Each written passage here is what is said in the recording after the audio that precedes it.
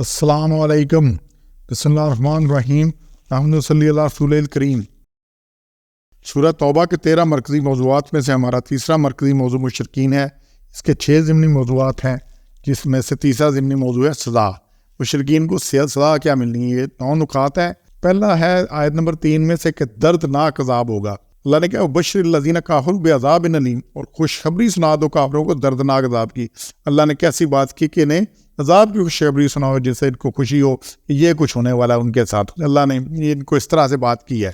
پھر دوسرا نقطہ ہے 4 ماہ کی مہلت گزرنے کے بعد مشرکین کو پکڑنے اور قتل کرنے کا حکم ہے۔ بڑی سخت آیت ہے، بڑا سلسلہ ہے کہ اللہ نے 5 نمبر آیت جب گزر جائے 4 ماہ کے جس میں پناہ دی گئی ہے تو مارو مشرکوں کو جہاں پاؤ اور پکڑو اور گھیرو اور بیٹھو ہر جگہ ان کی طاق میں۔ پھر تو اللہ نے اتنا حکم دیا ہے کہ ان کو چھوڑنا نہیں ہے 4 مہینے، بچے تو ان کی توبہ کر لیں۔ تیسرا ہے جو بد اہل لوگ ہیں، معاہدے توڑتے ہیں اور اسلام میں عیب جوئی کرنے والے ہیں، سرداران کفار سے جنگ کرو، یہ 12 نمبر آیت میں اللہ نے حکم دیا ہے۔ تو ان سے جو بھی بد اہل ہے اور جو بھی خرابی کرتا ہے، اور چوتھا ہے کہ بد اہل بھی ہے اور رسول اللہ صلی اللہ علیہ وسلم کو جلاوطن کرنے کا پروگرام بناتے تھے، ان سے بھی جنگ کرو 13 نمبر آیت میں۔ اور 5واں ایسے لوگوں کے اعمال اکارت ہمیشہ کی جہنم میں رہیں گے۔ دنیا میں انہوں نے جو کچھ کر لیا، ان کو بڑا تھا قریش مکہ کو، جی ہم کعبہ کے متولی ہیں اور ہم اس کو آباد کیا ہوا ہے، حاجیوں کی خدمت کرتے ہیں، ہم یہ کرتے ہیں، ہم وہ کرتے ہیں، ہم بڑا ان کو کھانے کھلاتے ہیں۔ تو اللہ نے کہا سارے اعمال اکارت گئے ہیں کہ وہ اللہ نے بلکہ کہا کہ مشرکوں کو کام ہی نہیں کہ آباد کرے اللہ کی مسجدیں، اور ان کا یہ کام ہی نہیں ہے، وہ پھر نار خالدون، یہ آگ میں ہمیشہ رہیں گے۔ تو یہ ان کے سب اعمال اکارت جو دنیا میں کی ہے، دنیا میں ان کا نام ہو گیا کہ بھی ٹھیک ہے انہوں نے بڑی خدمتیں کر لیں، لیکن آخرت میں کوئی ان کے لیے کچھ نہیں ہے۔ پھر 26 نمبر آیت میں کافروں کو دنیا میں بھی سخت سزا ملتی ہے۔ اللہ نے ان کو بتایا اللہ کی سزا کے اپنے طریقے ہیں، لیکن اللہ کہتا ہے ان کو دنیا میں بھی سخت سزا ہے۔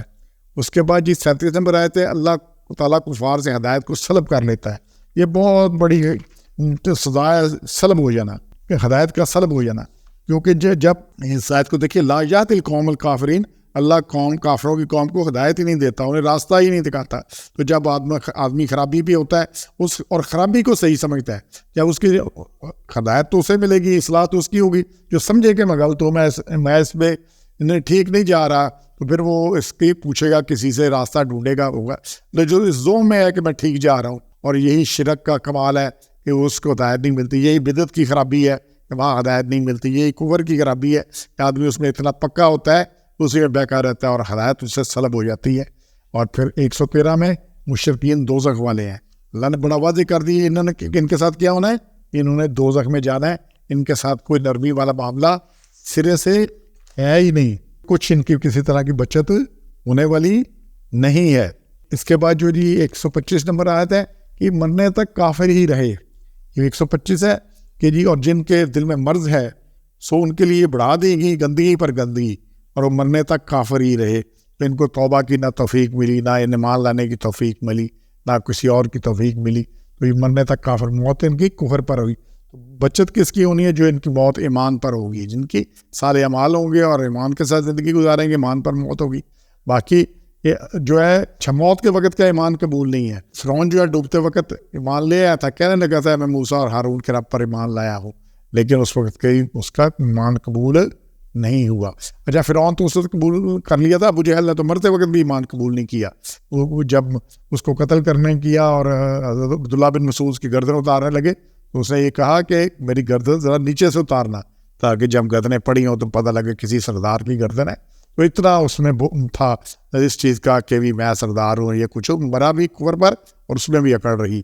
تو یہ انشاءاللہ ہم نے ان سزاؤں سے عبرت لینی ہے اور بچنا ہے۔ سبحان ربک رب العزت عما یصفون وسلام علی الحمد للہ رب العالمین۔